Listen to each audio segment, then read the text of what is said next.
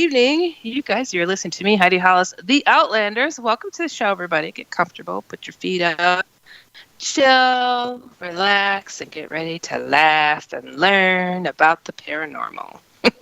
This show, if you do not know, is about bringing outlandish and interesting topics to the forefront, from aliens, angels, ghosts, demons, holy encounters, shadow people, to Bigfoot, to the outlandish. I always say if it's weird, we're here. And now you are too. So people, you are among friends. If you do not know who I am, when it comes to outlandish, from, I don't know, visions of Jesus, shadow people, angels, anything and everything out of the ordinary. Personally, I'm someone who has been there, seen that, experienced it, freaked out, found some answers, wrote about it, got over it. And now I'm hoping to help others do the same darn thing and understand this kooky, crazy, fun, exhilarating world of ours. If you dare, if you want, I welcome you to learn more about me at my main website, which is a pause for dramatic build-up. HeidiHollis.com. It's really difficult. And I welcome you also to check out the Outlandish Corner. I have that all listed. I have some new things that I'm putting up on. Well, actually, it didn't go live. Oh, never mind. I thought it was posted up on my site, but it's not. It's not there yet. I was going to have a certain part, a new addition to the Outlandish Corner, which I always do quite frequently on this program. And I'll tell you more about that here in a second. Darn, I didn't put it live. I didn't publish it on the site yet. But what I'm going to do is I'm going to have a new segment on HeidiHollis.com of the Outlandish Corner. It'll go live soon, I swear. But I welcome you to check out the Outlanders comic, which is theoutlanderscomic.com. You can also find that on InceptionRadioNetwork.com. On the first page, it is a paranormal comic, and it is getting a lot of very cool interest from a lot of cool people just like you. And I want to tell you guys how you can hear this program. Most people listen to this show through the IRN app. I think it's awesome. You can listen to us at any point. Get it from your app store and enjoy. And you can also listen to this show by just dialing a simple number, 401-283-6700. And you will have a blast just tuning in wherever you get a dial tone. Isn't that cool? And I welcome you also to call into this program, 1-888-919-2355, or go to Skype and find Inception Radio Network. MJ's working it, and he will pass along your comments and questions. And you guys could go to irnchat.com, which is the chat room where people are sitting there hanging out right now. And unfortunately, I'm out of town, so I'm not able to look at the chat room right now. But maybe in a bit. I just we'll see. So I know my friends are hanging there. So hey, friends, what's going on? How's life? And I want to tell you guys about the Outlandish Corner. I have been skipping it a lot lately. And I apologize, and I've been hearing some smack from people saying, "Why are you doing that?" Okay, so I'm gonna roll it back a little bit, and I'm gonna start doing the Outlandish Corner more often at the beginning of my shows once again, where usually for the first 30 minutes, I would address your comments and questions and stories about everything that you guys are experiencing out there and what you may have questions about. No, I'm not a psychic or a guru, though I play one on television. I'm just kidding. But what I try to do is to lend some level-headed advice. So, Outlandish Corner, that's what that is. I welcome you to write me at dasoutlander@gmail.com. dasoutlander@gmail.com. Try not to send me messages on Facebook, because let me tell you, either it's haunted or it's against me or something is going on that should not be going on, but I don't get all those messages. I'm just going to say it. I don't know why. I don't know what's going on. So yeah, just write me, dasoutlander@gmail.com. And I want to tell you, too, we're going to have a very interesting chat after the 30-minute break here. We're going to have Chris Brown very shortly, and we're going to talk about an alien UFO sighting that you have never heard of before. Dun, dun, dun. Okay, maybe you did, because he's been a guest on here before. But we're going to talk about it anyways, because it's just fascinating stuff. Anywho, guess what? We're going to do the Outlandish Corner. Right now. Roll out the red carpet. No, not red. Purple. What was I thinking? Okay, anyways, here we go. Okay, everybody. This one says, Dear Heidi, that's me. I encountered Hatman in 1995 while in the Marine Corps. I was a student at a support service school that was on a base that was part of Camp Lejeune, North Carolina. I don't know how you pronounce that. We were on the base that was formerly Montfort Point. The base where Black Marines trained during segregation. Oh. Due to overcrowding, we lived in one of the old barracks. A few times while on fire watch, which is called night security, I saw a shadow of a man wearing a hat at the far end of the open barracks. I would walk to where I saw him to find nothing. When I would look back down the floor, he would be at that far end, as if he were playing a cat and mouse game with me. Well, one morning, prior to our morning formation, I asked other Marines that lived with me if they had seen anything strange while on fire watch. Without hesitation, other young Marines began to describe the same shadow man. Ah! At first, we thought that it had something to do with the military history of the place. After having an in-depth conversation about it, we all agreed that this hat was not a military-style hat. Whatever it was not military-related.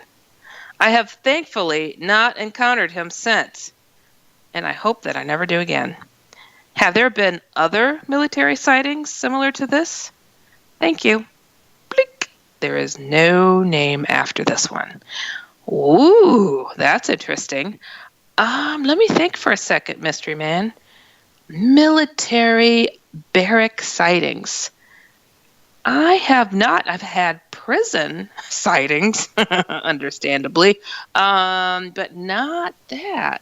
Yeah, some people try to get me on their prison email list, but I have to allow them access to, and something tells me that wouldn't be a good idea, so I haven't. Even though I looked up a couple of those people to see if they were violent offenders, tended to be like federal prisoners with white-collar crimes, but still, yeah. Anyway, so what were we? We're talking about military barrack stuff. I can say that I don't recall having that.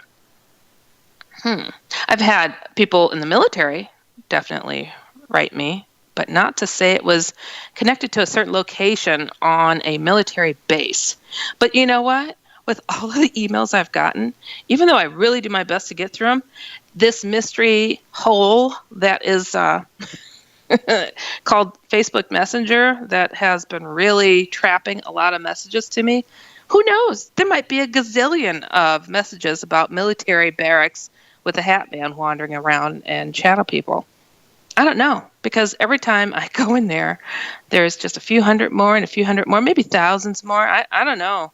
If somebody understands this, please let me know. I'll tell you real brief what the issue is. People send me a message that are not on my friends list, and it goes into the special hole of the universe called Facebook Messenger. And then if a person makes a personal request, I think a request to add me to Messenger, all of a sudden, all those mystery messages show up in this other folder that wasn't there prior to getting that request. And without knowing, I would go and answer that request, and blink, all those messages disappear. They're not there anymore. I'm like, what is that? So now I won't answer Messenger requests, so I can hopefully get through all the hundreds, if not thousands, of messages. And like it only reveals like 20 at a time or something.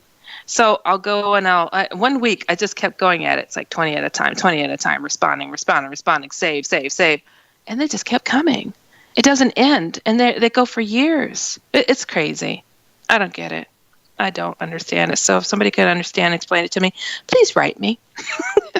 All right, go to the next one. This one says, hello, Heidi. Well, hello. How's it going?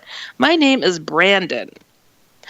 I know you have thousands of people daily that message you. Oh, well, I wish it was thousands a day, but that's a stretch. But if you by chance happen to get to read this, I ask you to please reach out to me in some kind of way, shape, and form. Uh-oh. I've heard a few of your interviews regarding the Hat Man and shadow people. I am a living witness to this ordeal. I am 33 and I have been seeing this entity for over 25 years that I can remember. I am currently a soldier in the U.S. Army. What? Now, didn't we just have, I swear, guys, I picked these randomly. And it just always seems like we get a coincidence going on between emails. That's wild. So anyways, okay, I am currently a soldier in the U.S. Army, and I have served for going on 16 years this year. However, every location around the world, I have seen this man. And yes, he speaks. He's left a scratch mark on my right lower bicep, upper elbow. I need some help or insight. I don't know how to reach out to you other than this. And he caps it. Please help. Yes, I am of faith. Yes, I have had battles with him and the shadow type people. However, I wasn't the one to battle him, but a celestial presence that won't necessarily allow me to see it. But it is pure light in sheer darkness when this happens. I'm still kind of PTSD about it. And the last time I saw any skirmish was when I was around 20, or in my early 20s. I'm 33 now. I would love to get into detail on any of my stories around the world and this man, but I don't want to be too long-winded. At the core of my stories, the Hat Man appears to be after the use of my, and maybe others, gifts, as in the gifts that God gives us. Oh, I got chills. As a teen, just prior to joining the military and going to West Point to become an officer, he tried to prophesize this happening and asked me to join his cause, per se. I didn't know what this meant as a kid and teen. I see and know now as I'm getting older and experiencing this stuff as I go on in life. Please get in touch with me in caps some kind of way. My email is here's my phone number, call, text, whatever you like. Oh, okay. To pause for dramatic pause is not happening. I am just, you guys, I get so many letters, and what this beast of a Hat Man is doing, and what he's pulling on people is absolutely beyond what, it allows me to sit in my seat. Like, if I could right now, I would pace the room, but I can't because I have really poor reception where I'm at. And I'd probably lose you guys. It is getting worse out there. It is getting so much worse. And first babies, then toddlers, teens, lifelong harassment and abuse. And now he's recruiting. And the thing is, it's wearing people down. I was in I have a chat group on Facebook. Please do join, especially if you have interest or would like to help others that are experiencing this, because it's traumatizing. The gentleman here is a veteran. He's still in the military, and he has PTSD from this. PTSD from demons. Okay. What does that tell you? Your soul, to be standing there in front of the enemy of all enemies, and he's able to scare you to the soul of you. What the hell? What the hell? What? We have all got to stand up for each other. We have all got to throw our hats into the pile and take this crap on. So go to Facebook, go to Hat Man, Shadow People and Hat Man Experiencers group. And, It's hard for me to keep up all the time with the chat that goes on there. I have a wonderful friend that's on there that manages named Francine, and she does a great job in keeping track of things. And last night, quite early in the morning, I was up pretty late. I'm a night owl, what can I say? And, several people chatting in there. And one gentleman is driving at 3:30 in the morning, so he doesn't fall asleep at night because he wasn't in the mood for the Hat Man and his crap. He wanted to not have to deal with him at night. Last night. That was last night. Another person chimes in and says, OMG, I just went for a walk at 2 in the morning around the block for the same reason. I mean, this is just, there is no break. There's no break. And the gentleman that's, driving around 3:30 in the morning, he said things were quiet for several years with him, and now he's back. And I'm seeing this pattern again with people saying the same thing. I hadn't seen him since I was a kid, and now he's back, and he's worse than ever. And I'm trying to get a hold on what is going on out there fully. So I welcome people to please write me as much detail as you can in regards to what it is that you're experiencing, what he's saying, what he's doing. And let's grab him by the bull horns. I know what you thought I'd say, but bull horns. And let's twist him a couple of knots and bring him to his knees, if you know what I'm saying. I've had enough. And I think a lot of these people have had enough too. I tell people that I am in a war against death. I am. Because this guy brings death. And this evil crap. It's so ridiculous. I get so angry. So angry. It doesn't help anything to get angry, so we'll just keep the humor going. And, he needs to go down. We all have to pull our efforts together. We have to. If you're not experiencing him, great. Join the fight in awareness and helping people who are experiencing this guttural beast. Oh, he's a piece of crap. God, I can't stand him. PTSD. A veteran of 16 years has PTSD from him. Not from, I didn't hear anything about other things. I'm sure the other stuff that he's probably experienced in combat are not anything fantastic for keeping one's mind calm as well. But wow, this is crazy. This is absolutely crazy. So, Brandon, I will be giving you a call. It's just, it's too much. It's too much. I understand. We shall chat. I will be calling you. Alrighty. And I think that was a message I got from Facebook. See, this is the kicker. I think that was the one I grabbed an email to myself to address at some point. I'm pretty sure it is because it doesn't have an email address at the top. And that's what sucks with this messenger problem I'm having is it'll be so delayed. And people have been suffering and I couldn't get to it. And it's like, crap. Ugh, just so frustrating. So, yeah, we shall talk.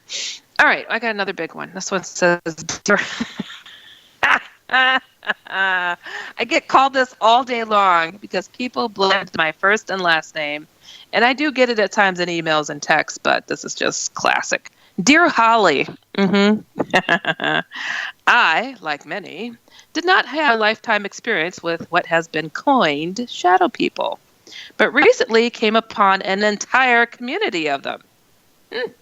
I'm a professional business owner and am well known in our community, so coming out with this discovery is a risk, among other things. Well, I'm not going to tell nobody. We're just going to chat here. I'm not going to put your name out. I have just read your first book, and if my discovery is authentic, it might be important to your research. Wow. Okay, hold on. And a quick synopsis, I placed an offer on a residence to fix up and resell. I took some preliminary pictures to show my business partner. When I got home and looked at the pics for my cell and expanded one of the pools, I was stunned, scared, horrified, and frozen for about 30 minutes. What I saw makes no sense. I saw at least 13 shadow people, a Batman, and some other things I can only describe as trolls. There are 3 of them, and one is as big as the top of a picnic table. Ugh, chills.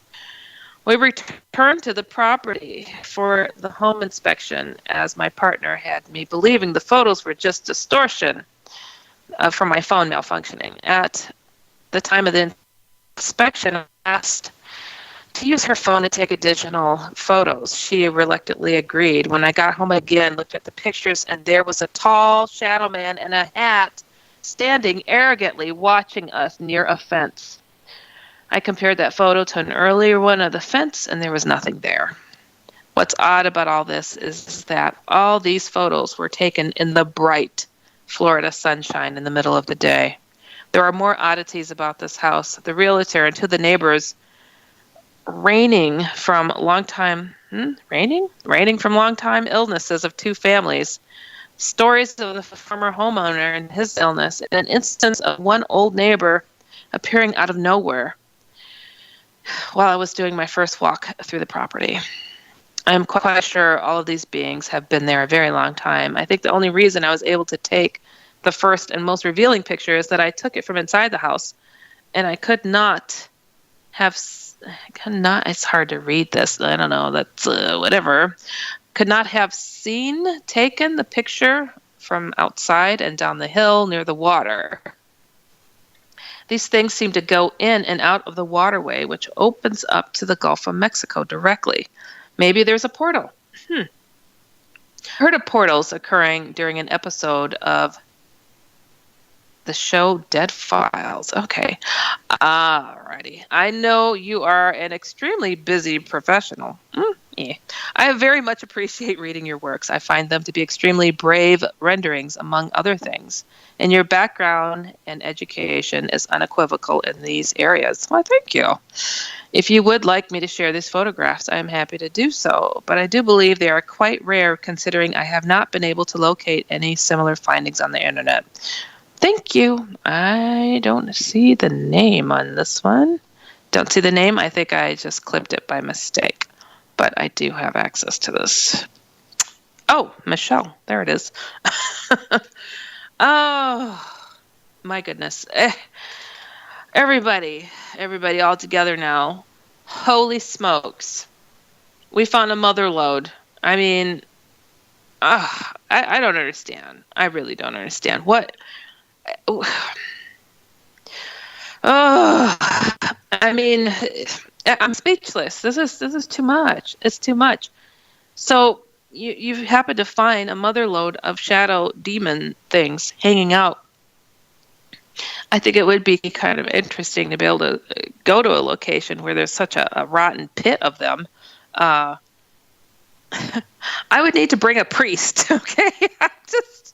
I've literally been talking about lately that, there's a lot of people that have that lovely mail-in order pastorhood that they do. Just doesn't feel quite right to do such a thing. But I'm doing okay as far as demonic influences coming about me and stuff. I'm pretty good with my faith wall. I build it up and keep it steady all day long, 24/7. But in getting like letters like this and hearing stories of people who are dealing with this type of thing on a regular basis, or they caught a whole mother load of them trying to sneak over. I need more ammunition. I do. I need to be able to throw a Bible verse or a Bible at them, or sprinkle some Jesus on them. I think I need to look into potentially, I don't know, what do you call it? Become a demonologist? What is that? I mean, is that a deacon? What is it? I think I need to do something along those lines, because I can't take these things on myself. I don't recommend people to take these on by themselves either. I don't ever. I have Jesus standing in front of me. But a lot of people, of course, everybody has their doubts about their faith. But how can we remedy that? How can we fix that? And I think sometimes you need to have a bit more junk in your trunk to throw something at these beasts. And I'm really considering getting educated in the area of I don't know. I'm not Catholic. I don't know. I don't know what you guys call it. Demonhood? Demonology? I don't know. We'll see. I'm thinking it over. I'm tasting it. I'm swishing it around in my mouth, and it tastes good. I think I need that, and I think I need it to help others. It's not for myself. It's to help others. And yeah, I mean, what do you do when you come upon a cesspool of demons? I wouldn't even want to bring my friends with me because I'm like, oh no, this stinks really bad. It's like, I'm a Walking Dead fan. Okay, you guys see in Fear the Walking Dead. I mean, they throw like a pile of these dead things, and then they throw somebody in it to see how well they do. I mean, that's what I imagine seeing, a cesspool of shadow beings and demons and trolls. What the heck? Who would I throw in there? I don't even think there's anybody I don't like. Not even now. No, I don't know if there's nobody I would want to do that to. I really don't. So, I mean, how do you take that on? Catholic Church is very decisive on who and what they assist with. So we need warriors. We need more warriors. We need some people that can help out these priests. I don't know if you guys heard, was it about a year or two ago, where there was an emergency training of exorcists. The priests are being overrun with people who are possessed. Isn't that something? So what do we have to do? We have to somehow pull up our bootstraps and say, all right, I guess I need to help out my local pastor, priest, minister, and take on some responsibility for what's happening.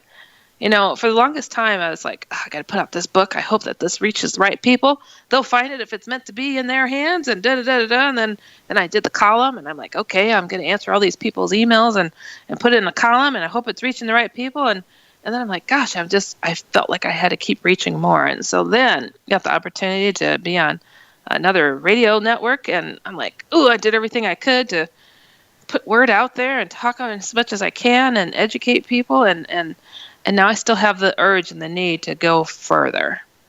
And it's like, if it's got to be TV, I mean, whatever it takes to reach people, I'm willing to do it, because it's not about me. It's not about anything but helping the souls of people. I mean, how can anybody sit by it? And I feel like I'm getting funneled all of this. So many people turn their backs against their church because they feel the church turned their backs on them. So, or a lot of people just haven't been educated in the church or about the church. They don't know.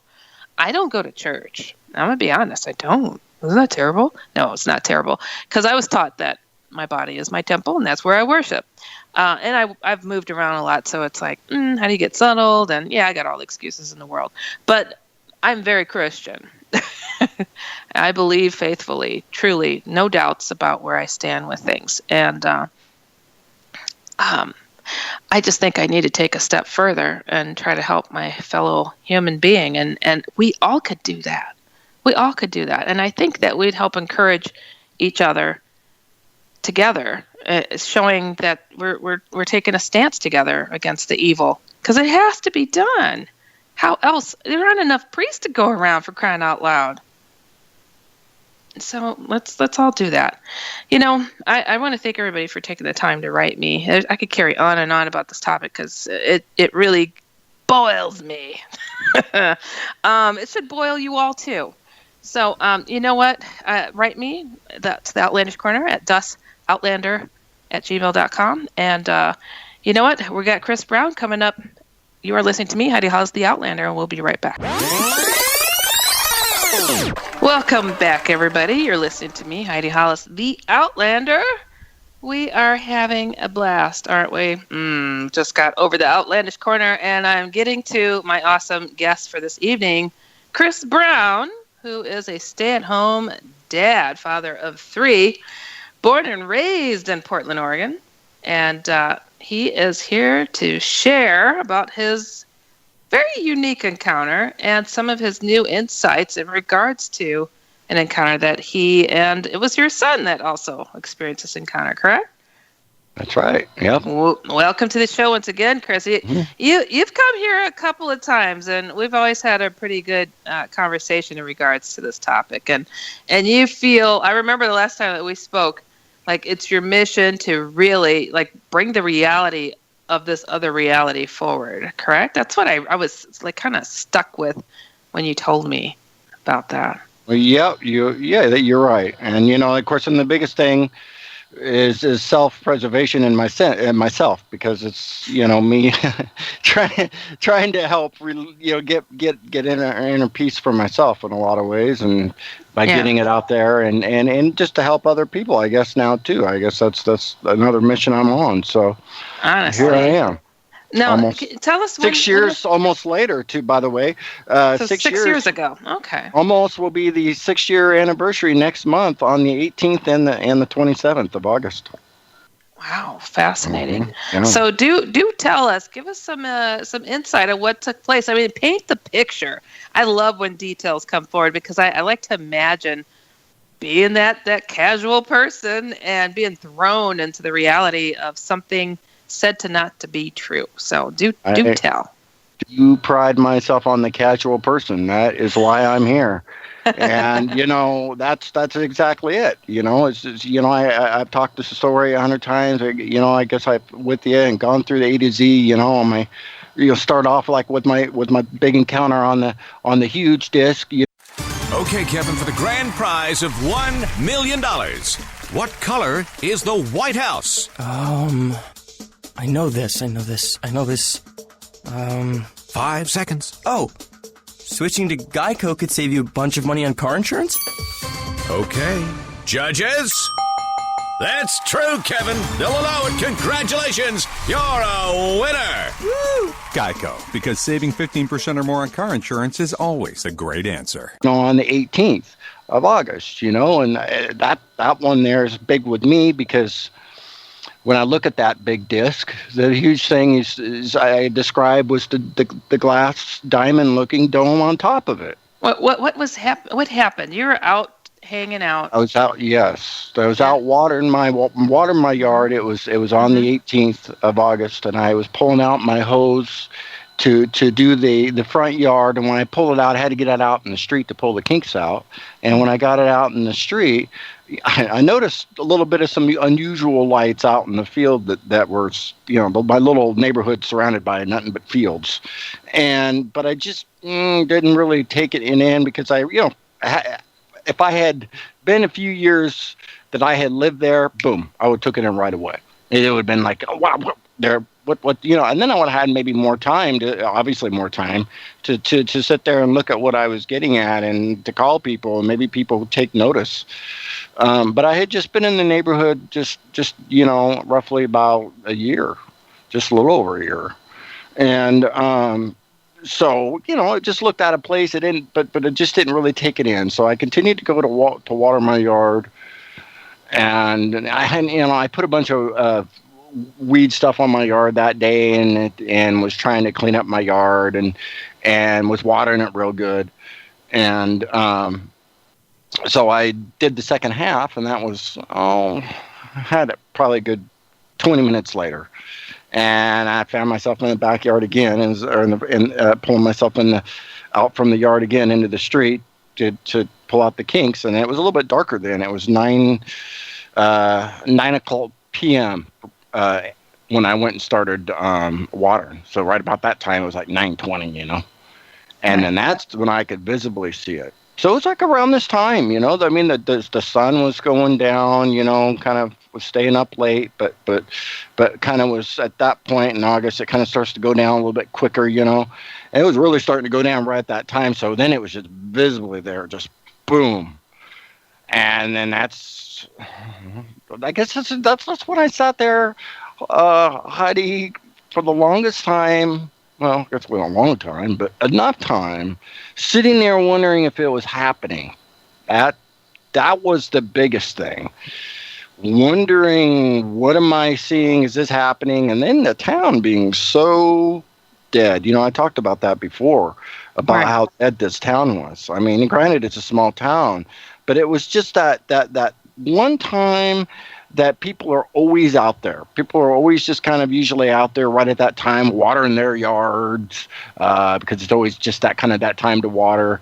And then people go on nightly strolls. You know, it was a nice, happy little town, and it's people out there, or kids and stuff, and couples going on their nightly strolls, older couples and stuff. You know, it's going around there. We knew, but nobody, just dead.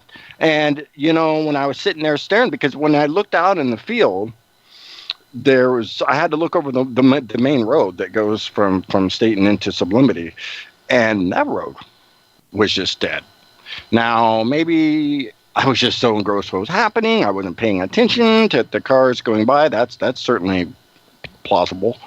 But there just was nobody around, and then that's, like I say, then that's when I ran. Well, I started to run to my neighbors, and light came on, their the little light came on, you know, their porch light, and then I stopped, and I was like, what am I going to say to these people? I'm not going to look at me like deer in the headlights, you know, like, you know, what am I going to say? Right.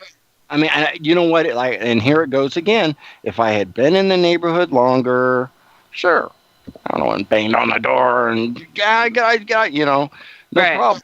But you know, I wasn't comfortable with them then, and so I just went back into the street, still trying to figure out if this happening, right? Yet won't go knock on the door for some reason, and so. That is when I just right then this feeling of really kind of just like say first looking at it, wondering if it still happened, then it started to move a little bit, just a little bit. And then that's when I was, because I had to go run to the stoplight after that to kind of get a closer look. And but right before then, right as I got this feeling of, I guess I'd call it weightlessness. Weightlessness. The everything looked purplish, kind of a bluish, kind of purplish color, and it just kind of felt like a real vibration, like you know, like I said this before, you know, if you put your hand on something that's vibrating really hard, you know, they have one of those video machine games that you can always go. You remember in the 80s where you would go and they have them probably around still somewhere, and you'd put the money in and it'd vibrate really super, super, super and get harder and harder, and then however long you could hold on to it, right? Mm-hmm. But it almost was kind of like that feeling where you're like everything was just vibrating, but yet it was like a warm kind of a feeling.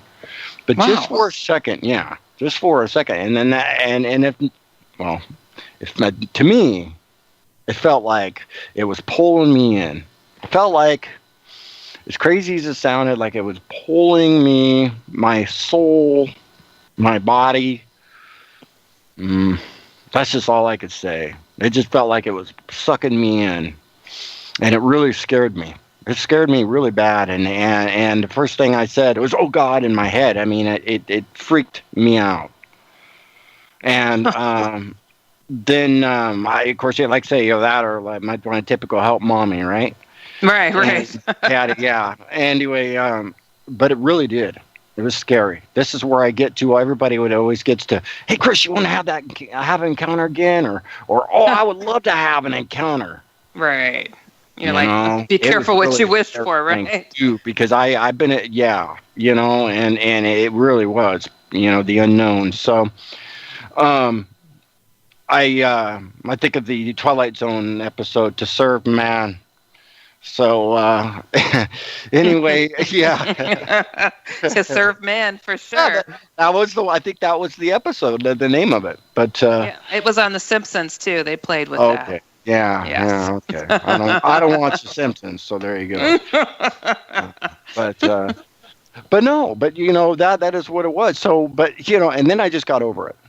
Then I go over it. You know, because here it is still right in front of me. I'm like, oh my God, this thing's here. And first, I'll be honest, going in my head, oh my God, I got to get this on video. I get this on video. Holy smoke, this is going to be it, right? This is because like, it's just you that's out there looking at this me, thing. sure. And it was like right there. I mean, it was granted, it was a half mile away, but it was so big. I mean, I've never seen anything that big before in my eyes. That's all I can say. I've never seen like a football stadium size. No, it takes that into a whole other level. Okay, I've never seen anything to put a flying object of that size. The only thing I can like equate it to or something. Yeah. I could equate it to would be a aircraft carrier by about 3 or 4 of them put together. I personally, I've seen a UFO that was about 3 football fields in size. It took up the whole sky when I looked up. You couldn't see around it. So I get that. I really do.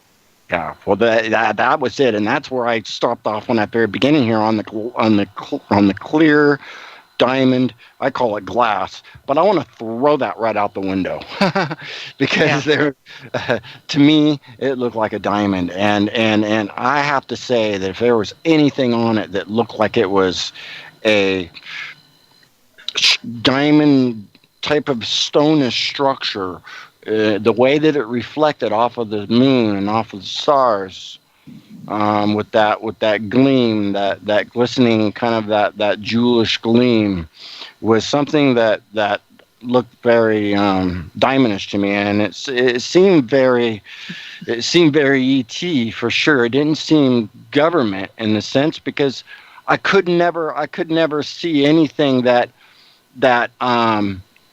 we would never have anything that big of a structure, of a glass structure. And if we did, it would be the world's biggest glass structure that could ever be, made. So you're describing a now like it's the on bottom top. part was a saucer shape with the diamond shape on top. With the diamond dome on top. Now it was a clear, okay. I mean polished, kind of looking real polished looking, just a bubble dome thing on it. Like almost like they do in the movies. It's like it's like the Jetsons. Yep. Wow. It's just like the Jetsons. And you know what? I believe if they go back into where we need somebody like Clarkson here. We need somebody, who are these old schools that really can pin all these different kinds of down, and Bill Burns and whoever, but that might be the very first ones that really have ever been reported. I think people seeing are ones that have that shape to them, which probably goes back to why they've always kind of used that general design in TV, what we've always kind of seen. So lets in a lot of sunshine, natural lighting. If I were an alien, I'd want natural lighting, so I get it. Yeah. So that's the biggest thing, I see that, and I get that. So that's what gets me to think that maybe it wasn't anything to do with government. The government, because the fact that the sheer size of that, and it just looks so jewelish. Now granted, who knows? Things are made big. I mean, we got big things that made, and if they can make anti-gravity, maybe they can say, hey, we can just lift anything. I totally get that in the sense of free weightlessness, that right. We can just lift anything, and we can build these things underground where nobody's going to see where they're going to be made, and we don't have people going and taking tours to go see where these big submarines and aircraft carriers and stuff like that are made, and getting all this special stuff we get on them. Those are all silent things. Those are all things that are and so what they could be building down in those areas is or beyond that is just who knows. So but like I say, and so anyway, so I ran down there, that's like I say, to get off topic a little bit there, but it's okay. So I had boom, I felt like that. So I instantly remembered, here I'm just to explain these feelings, I instantly remembered that I had my iPod that I had. But my kids were always playing around with it at that time. It was kind of a new thing to me. So, Right. but anyway, but I do remember how to Wi-Fi buddy. That's about all I knew how to do, and I could find the video thing a lot faster if I just had it longer and knew what to do, but I didn't. I would switch through all the little settings, right? So anyway, I run down there to go try to get a video of this thing. It's like, oh, I got a video, right? I'm going to try. Well, I was, talk about me shaking so hard, my hands. Yeah. Oh, man, I'm telling you, I sit here just thinking about how, my hands, the guy was saying, were shaking so hard. You never know how you'll react until you're in that situation. It's like, no, because I don't care how big of a tough guy you are. You see something that size floating silently. Come on now. And in my experience, I probably always thought if I see something like that, I'm going to yell out. Yeah. To everybody in the whole entire neighborhood, hey, everybody, get out here. Yeah, nobody's around. So what happens next? So you could not get the video to work. Well, so you're watching this thing. I ran down the stop sign, like I say, trying to get this video of it, trying to search around, my hands shaking. I finally just kind of gave up on that after it's been just still sitting there, and then finally I'm just staring at it. And once again, the town's so dead, nobody going by. I'm standing at the stoplight here, Right. And it moved back and forth from my estimate. Moved back and forth from I'd say 30 feet the first two times, and then after that, it just went east toward the mountains, and then that's when I could see just the size of it. I mean, literally, I could see the size of it. It was like, oh my God, before, but when it took off, it was like reminding me of the beginning of Star Wars, when Right. the thing just keeps going and going and going and going, So, which mountains was it heading towards? Where are you located? Heading toward, I was in the sublimity there, so it's heading east. It's heading actually toward Macaulay Mountain, heading toward, which would have been Mount Bachelor. So, Mount Bachelor. Mount Bachelor area. Oh, Mount Bachelor area. It's a popular area for those people that know all about skiing and all that. You're going to have to get Heidi. Geez, you're going to have to I know all about Mount Bachelor. Sorry, I don't hurl myself down mountains. So Mount Bachelor, Oregon. Okay, so it looked like it was heading in that direction. It's actually in Bend, but it's Mount Bachelor is the name, but it's in Bend, Oregon. So anyway, headed toward Macaulay Mountain, which is another mountains out there, which is that direction.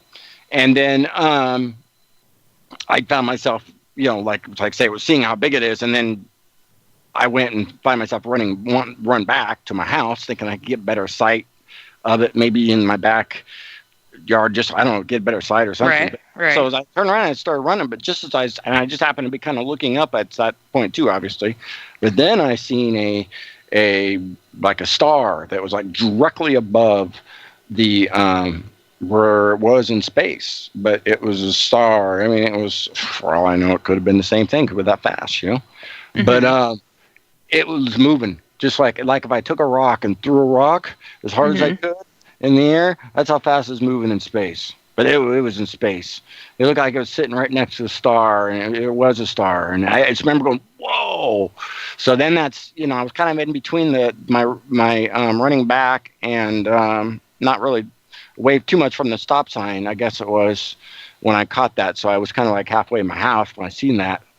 And then I kind of tried to run back once again to try to get to try to Wi-Fi again. But then I lost sight of it, get back to my neighbor, running back to my my driveway, which was probably about 50 feet away, back. Anyway. And so then I'm sitting here trying to figure out this darn thing, the Wi-Fi, and looking all around, and on my right-hand shoulder, and it was right at that same time, Bean, my dog, was inside. He made a bark. And then this craft came over the neighborhood. Now, it was smaller. It wasn't as big. It looked by the lights and all that from underneath. I'd say it was probably about 15 feet by 15 feet, I guess. So you're saying your dog barked and all of a sudden a smaller craft comes in your direction? Yeah, I looked over the right-hand side of my shoulder, and then it came over the neighborhood. It flew over my house. It went over the neighborhood. All the dogs kind of just start simultaneously, just kind of barked. everyone had a dog, and then it went over to the other side of the neighborhood where my friends lived, and kind of was over on top of their house, and their dogs are barking. And then what did this craft look like? Well, this one I describe, I'd say it's about 15 by 15 feet in diameter. I could only tell, and I could just see, because it was getting real dark by then. Mm-hmm. I could only see it from underneath, so I couldn't get any real visual on it. I could just see it from underneath. It's almost like where the monster or the UFO comes over and it paralyzes the town, and somebody's conscious and aware, and they accidentally kick a can, and so they send out a little probe to go investigate. It's like you got caught because your dog opened his mouth, but then all the dogs seem to lose the trance. I would have seen it anyway, tell you the truth. I really do, because it was just pretty much as soon as I caught my eye to it, then it was bean barked. So I mean, it was like, it's been a while now, I guess. I think maybe it was him, but it was like right there. I mean, it was almost like both of us almost at the same time caught onto it, and so yeah, and so it just went over to the other end of the neighborhood, like I said. And then it sat there for a second. It stopped. It sat there for a second, and then it kind of got bright, and then it just disappeared. And then, of course, I'm the only one at the house at that point in time. And, my wife was gone, and the family, and she just comes home like 10 minutes, I'd say 10 minutes afterwards. Yeah. Then everybody starts flying into the neighborhood, right? And as soon as the thing takes off, it's like Grand Central Station. So, yeah, I don't know. But anyway, that's, one element that you and I have in common, besides seeing monster-sized UFO, is as a child, I had severe epilepsy, and this is something that also afflicts you. And I see a lot of strange things, and I've seen some major UFOs as well. And you attribute your epilepsy to whatever took place. How do you connect that dot? As crazy as it is, I do. I really believe that somehow, some way, by me, I have a lot of them. I open up a little bit about my health. It's another thing that fuels me. It's another thing that fuels me to tell my encounter, to tell people. Is because, some people have been in my life for a while, and Jay knows how severe it is. But I've almost died multiple times from it. And so I that's what fuels me to tell my story, to get it out, because it's just me. And if something happens to me, then it is. But I feel that my seizures have been something that is me being able to possibly connect on another level, another, people talk about them going on another dimension, another frequency. People with the seizures and stuff are completely off frequency. They're not tuned in. They're having short circuits, and that's why they're having seizures and things are happening. And I have small ones a lot. That's what I've suffered from. I have small ones. I have big ones. I have to maintain a diet to keep the big ones away. Because if I don't live on this diet and I don't keep my life a certain way, then things can happen. And I see. Yeah. So anyway, and so stay on my pills. Your different frequency. They probably were not expecting the new guy who's been there for less than a year to be keeping watch. Like, we've done these massive abductions before, and there's a new guy. We forgot to tune things up for him. Right, yeah. Well, the thing of it is, my thing is, I was consistently praying for these things. When I had my one encounter, persistently praying for it to come back. Yeah, I want the thing to come back. I want, sitting out there for my yard for days on end, laying in bed at night, wanting it to come back, wishing it to come back, wanting it to get, wanting it to come back to essentially do what it did, and it did. Show the world. Yeah, you're right. And that's what I told everybody, and that's what I told myself I was going to tell everybody when it was happening, right? But what I was going to do, but I wanted the video, of course. I forget all that having to do with no video and all that, just my goofy drawings and all that, right? My sticking. Well, Chris, we've got to get to our next break. You guys, you're listening to me, Heidi Hollis, the Outlander, and we'll be right back. Welcome back, everybody. You're listening to me, Heidi Hollis, the Outlander. Remembering, always, if it's weird, we're here. We're giving you advice and insight on outlandish topics. I have Chris Brown here, who's sharing a very exciting encounter that he had that is not typical, and it really captures the imagination of what it must have been like to witness such a thing, and some of the possibilities about why you witnessed what you did, Chris. I mean, to me, it almost sounds like a mass abduction or a mass infiltration of some sort, that the whole town was paralyzed except for you. And as we said before the break, you have a particular medical situation where you have minor seizures quite often. So if they put the whammy on everybody else, you would have been that one out of the crowd that could have broke the whammy, because you are not on the same frequency as other people. Yeah. Well, I always kind of like to ever think of the reversal. Like they did something with me.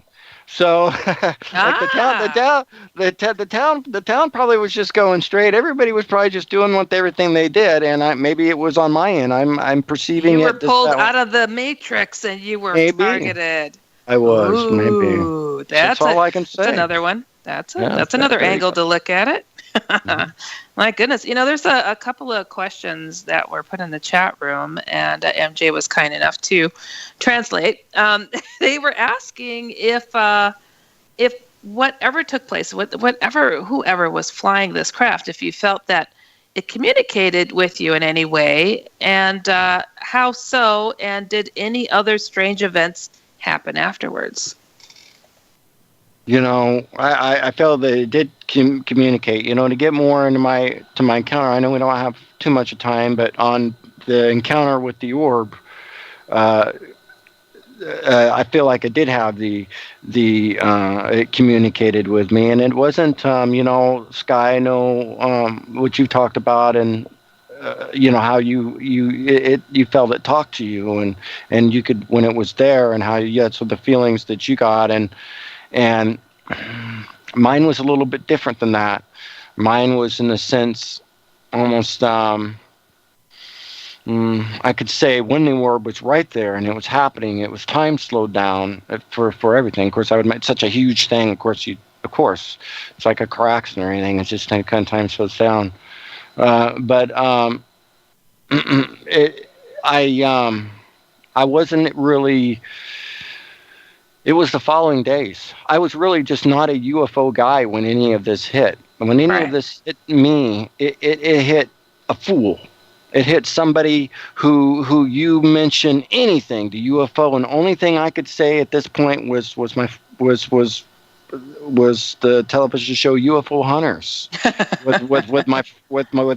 with their friend Bill Burns, right? And to know that he's I know him, I could call him an acquaintance and know them personally is an incredible thing to me. Just and he knows my encounter, because that's what I wanted the very first thing when it happened. I got to get a hold of this guy. I just never thought that would ever happen, and it's just a matter of just perseverance to keep going. But anyway, wasn't, like I said, it goes to the fact that what me was a few days afterwards when I felt it spoke to me, and it spoke to me after the fact that I had gotten very, I'd gotten very sick. I'd gotten very sick, was about 2 days after the encounter, and my wife, my mom, my people around me thought that maybe I was poisoned from the encounter. My wife thought that I got something from it. Like radiation poison? Mm-hmm. Like what were your symptoms? Nauseated, super sick. I was so sick, I couldn't even move. I was just throwing up consistently. But the MUFON people had came over. The MUFON people had already came over, and they did their anyway, because I called them right away after the second encounter. because I kind of had already had leads on kind of who was going for, and I finally found out about MUFON like the next day after it happened or something. So I called them like that following day, or I don't know, whenever I found out. As soon as I found out, and they came over like that following day after I told them. But then it was like a day or so. It was a few days after that, I guess. But I got sick, but when I woke up, things. I can't understand it. It's still odd. It's still bizarre. It's still weird. Just tell us. We want to hear. I don't. But it's bizarre. That's all good. You were talking to the queen of bizarre. It's all good. I know. It was just weird because the way that things were in my head. Because I didn't. It was like it simplified everything for me. It like really presented me a sense and gave me of something what special, I guess, that I witnessed. Because to me, when it first happened, I was just telling people about it, and it was an incredible thing or whatever, but I didn't grasp the detail and what exactly. A lot, I just because mine's a detailed encounter, as you know, and it was just right there, 6 feet from us, and I could see perfectly inside of it. I mean, it was like I'm looking at the chat room. So this is you're talking about the second encounter. We didn't get into that one. No, we didn't. So let's get into that second encounter so people could catch up with what. Well, we'll jump into the or. Yeah, that was like I say. It was been the after the first encounter, everybody. I had been out there. I've been waiting for the same to come back. I told all the neighbors. I'd walked around talking to neighbors. Couldn't find anybody. Talked to the one neighbor on the left hand side that. I was going to run into their house. I actually did tell them afterwards, and Chuck says, "Well, Chris, it probably ain't going to happen. They don't expect that." He took me in. And he, because he had said he had seen some weird lights. He's a big hunter, and so he took me in. But he said, "Well, don't expect that to happen again, Chris." All right. So what happened? What happened? So anyway, and then I told the neighbor on the other side, right next, sandwiched in between them. So I told the other neighbor who was my age, and she went and told her daughter, and her daughter came over and said, "My friend seen the same disc that night too at Macaulay Mountain." Amazing. Yeah, so there we get to that real quick. So anyway, here it is. I've been out there watering my yard for however many days, waiting for this thing to come back. Out there, had my boy out there and the kids out there. I had the wife out there watering with them, but with the video camera on. I had the video camera this time, just rolling my water. And I had all night watering my yard, video camera. And finally, it was Saturday night. Okay, Kevin, for the grand prize of $1 million, what color is the White House? I know this. 5 seconds. Oh, switching to Geico could save you a bunch of money on car insurance? Okay. Judges? That's true, Kevin. They'll allow it. Congratulations. You're a winner. Woo! Geico, because saving 15% or more on car insurance is always a great answer. Friday night, it was late. It was almost, it was almost midnight, I guess it was. And so I had to go out there and water, and it was been Saturday then. And so I dragged my boy out because it was summertime and the kids were out late watching movies. Yes. Yeah, I know. So anyway, walked up there. And so I had my boy up there watching and, kind of keep a sky watch for me. And so, he was wanting to go in and didn't look, and we were out there 10 minutes or so. And I kind of hurried up. I said, "Well, okay, Colton." I said, "I guess it don't look like we're going to see anything tonight." And I walked up to the curb where he was, and I dropped the hose, and I think I turned off the water first, maybe, and I dropped the hose, and I turned off the camera, and I put it in my pocket, and then that's when I said, "Okay, well, it doesn't look like we're going to see the night, Colton." And then both of us just turned around, and that's when this pop behind us with the flash, and we just turned around. Just right there, I just thought, thought instant, like it just was like a transformer went out at the same time, just happened to be at the same time, or something. Maybe somebody's shooting off a firework. Yeah. I don't know. But it pretty quickly came into shape what it was, and it was all I can say. It was just like a bubble.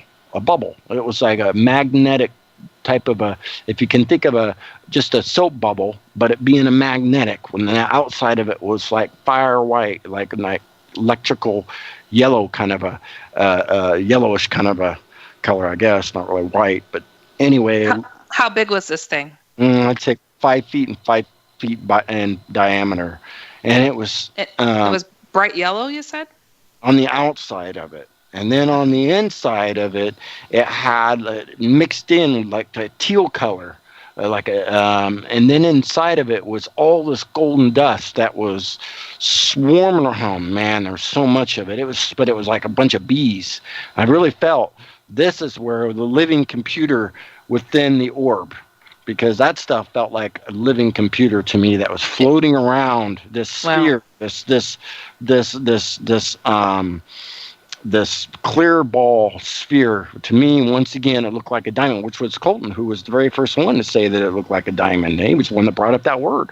Yeah. And in the center of it had a cherry red liquid, and it was spinning backwards while it was going forward, just like Albert Einstein always did with the spinning, the counterclockwise. Yeah. And red with the red cherry glowing. Now, we couldn't see that it was in a teardrop shape until it went spinning away from us. We could see it in I guess probably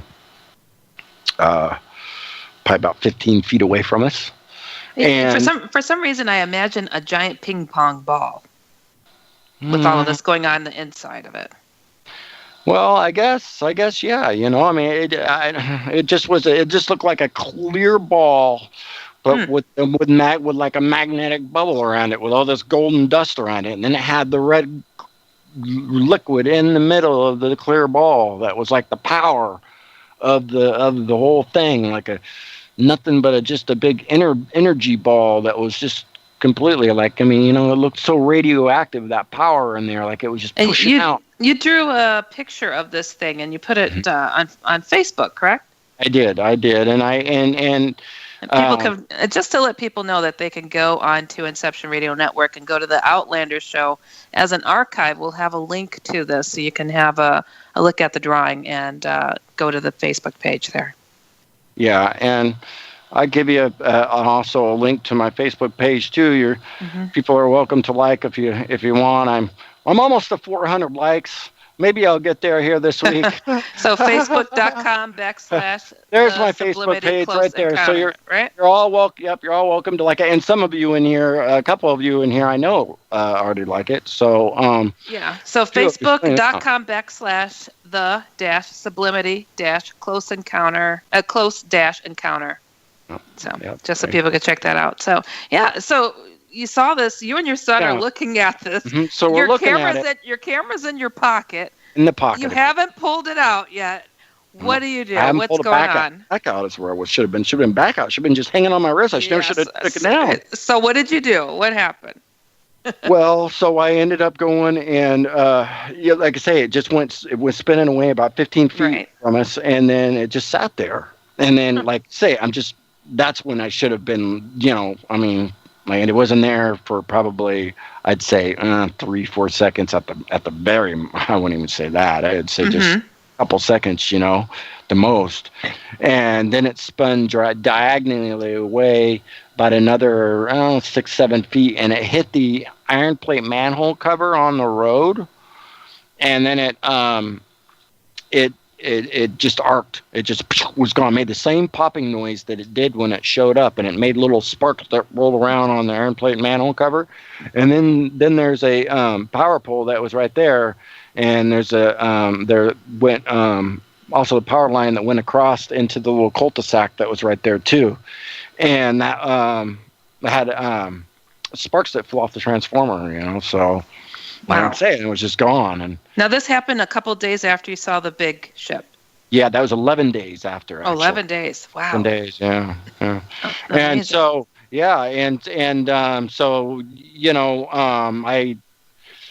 I went and boom, my wife's friend came out right after that, and I thought, oh, they seen it. Well, no, they didn't see it. She just was leaving, and we did tell her. We said something, but.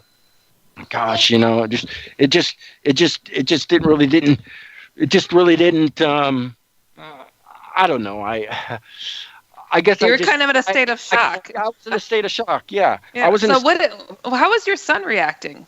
Well, his first thing was, whoa, and both of us at the same time, and How old is he when that happened? Well, he's now 15. So, and he was 9 when it happened. Amazing. So, I'm sure he remembers it like it was yesterday. It's one of those things you wouldn't forget. Wow. So this thing took off. Did it go in the same direction as the big ship? Well, it took off so fast, I just don't know. I mean, it was just gone. I ended up hit the manhole, hit the fire, hit the electric pole, and took off. Yep, it was gone. Wow, that's just amazing. Yeah. Wow. And so I had heard, like I say, my wife, she came over, and her friend came out. We didn't say anything because we were just like. So then she got in her car and I said something. It just wasn't. I don't know. It just wouldn't really stick with her. So she ended up going and she takes off. Well, then the neighbor girl comes home that had her friend seen the UFO. Yeah. And right at the same time, and I'm like, oh my God, Brianna, you aren't going to believe it. And here we are sitting there chit chatting about it, and then all of a sudden the streak in front of us, and we clearly see it was a streak of a disc. And her and I were like, whoa. And my boy's like, Colton's like, whoa. Well, that disc was over the neighbor's house 40 feet above. And Colton could see inside of it. And he wrote and that's where you see his picture of his drawings and stuff like that on the MUFON report. Anyway, and so, to go on, I read in chat about afterwards, about 10 minutes afterwards, I did hear some helicopters. I couldn't see them. It's heard. And, and then I did happen to when I called MUFON and stuff, everything worked real well on my phone and all that. But after I called MUFON, that's when my phone got haywire. Everything went good when I was talking about my encounters. And then all of a sudden I got to that second one. I started talking a little detail there. And all of a sudden my phone ratted out on me. And I had a black Suburban. It kept cutting out on me. It did that on my first radio show when I first went on. Was the Kevin Smith show, by the way. Rest in peace, Kevin Smith. Yeah. And I one of the shows, and also here on one of the shows that was on this network. Mm-hmm. And so this is it was something that happened. I went on for I'd say probably a good few weeks, after the encounter, and then or maybe a month, and then I had a weird Suburban come by my house. I mean, the neighbor over two houses over was the lead mechanic from the Chevy dealership right in my backyard there. Well, so he'd bring home some cars every now and then, maybe some Suburban or something he was working on. He was a lead mechanic there, and at lunchtime, he always come home at lunch. And I thought maybe it was him, but it was, going normal speed. It was all black. I had all tinted out windows. And as soon as it got right to the, right in where I was at in the front yard, I was doing yard work, it went super slow, creepingly slow. Yeah. To all just kind of going past my house. So you felt you were under surveillance for certain. I could imagine. It sped up to go real fast, just to go there and flip a U-ey to come back down again, and to go just normal speed until it hit back me again. And so I caught onto it by that time, because I was getting all these, my phone was messing up and all that, but I just gave him a crappy look on the way back. Definitely, it sounds like you're under surveillance. We don't have much time. I wanted to ask you, do you feel that you may have had a closer encounter than you recall, that you might be able to get into hypnosis to reveal? Have you ever considered it? Well, that I have considered it. It's been kind of a, I don't know, it's a money thing. And also I'm afraid that it's been a stressful deal. It's been really hard for me to let go. Yeah. I feel like, and I am a little skeptical on some of those things myself, but who knows? But I feel like if I did know anything more happened, then it would just stress me out more, and I would dwell on it more, and it would reveal more answers. But some people do definitely have more problems, post-traumatic stress disorder, for example. But then others sometimes feel relieved that they got answers, that they don't feel as confused about what took place, or they may have seen military people involved in a mass abduction. I knew someone that had witnessed a whole neighborhood being abducted while they watched. They were a kid. and they were the only one that weren't affected. I mean, how horrifying. But so it's definitely could be something that would, change your life forever to be in the know.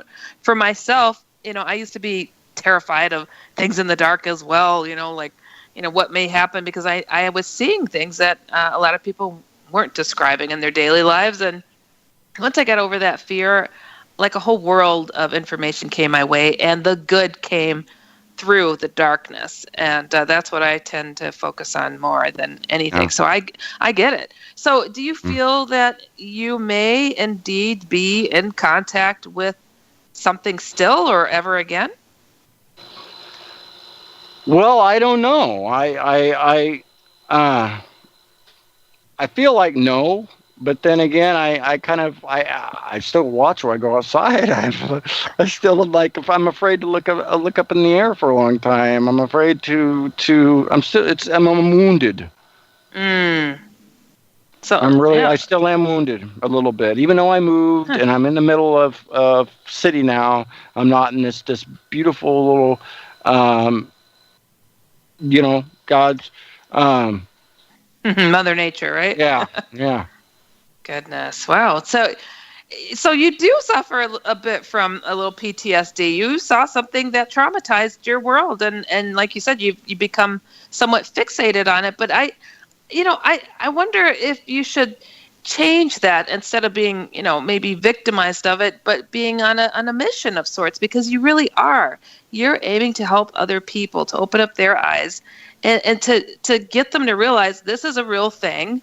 Others have witnessed this around the world, witnessed odd things around the globe, and, to normalize the paranormal, because, this is reality. So I would hope that, you could get to that point, because I think your message is powerful. Your experience is powerful, and you're not alone in the reality. Your son was there, and, lucky you that he did see that. Is he handling this okay? What he experienced? That's the thing. That's we're in a little bit of a divided house, because he does, but it's something he just doesn't want to talk about, and so he is traumatized. I don't know. I'm going to be honest. We just don't talk about it much. It's a non-topic. It's a non-topic, and I'm in a little bit of divided household. It's a little bit about it. I mean, we talk about it, but and he would have came on the show, but he doesn't come on many shows, and he just isn't anything we even, because he's frustrated with me, with like me too. He wants to get out more, and wants other bigger things to happen, like I wanted to happen. I guess what you want to call a pipe dream.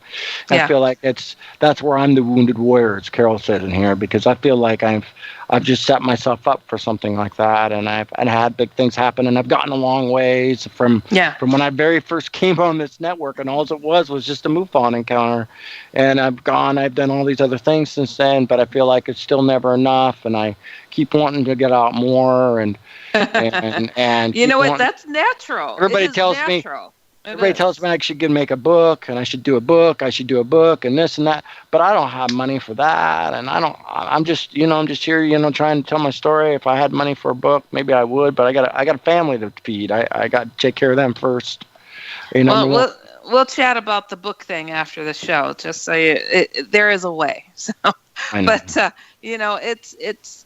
I understand, people who have had an unbelievable experience like yourself, they get this drive in them that just cannot be satisfied. So I've said it again. I've said it again that the UFO really landed on a person that just doesn't give up. And I know that maybe people want to maybe roll their eyes or whatever, but I feel in my heart, and my son, and a lot of people feel we've seen something really special.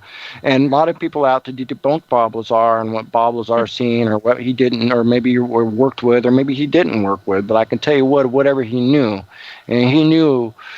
I'm not saying what I seen was anything what we seen as far as we made, but that technology that Bob just talked about was definitely there, and it was happening in full effect. Oh, it exists. It exists for certain. And you look at that image that I made, that you see on that report, and then you start going and Googling pictures of what Ezekiel's wheel. And what you're going to do is you're going to look at basically what I say, but you're going to look at what Ezekiel, he has to put wheels on it, and the way he wrote it down, he inscriptured it. And when Ezekiel, of course, had this encounter, but he could only go around and tell everybody back then that it was a dream because, well, that's probably the only thing he could figure out it was back then. Or he was just telling everybody that because he knew that's the only thing he could tell him for him to go, oh, yeah, Ezekiel, oh, and then let him just kind of all still be their buddy, right? Either that, or if he kept going on saying, no, it really happened, Yeah. They'd hang him on a cross, right? Yeah, you see a lot of similarities. Well, I hate to say, but we've come to the bottom. I know we have. Of the show. So I want to thank you once again, Chris Brown, for coming on the program. And your story's powerful. Don't give up. Keep strong. Keep positive. And this is not a way to make a living off from this, I'll tell you that. But passion-driven, that is definitely something that is very plentiful in this field. So thank you once again, Chris. I appreciate you coming on the program tonight.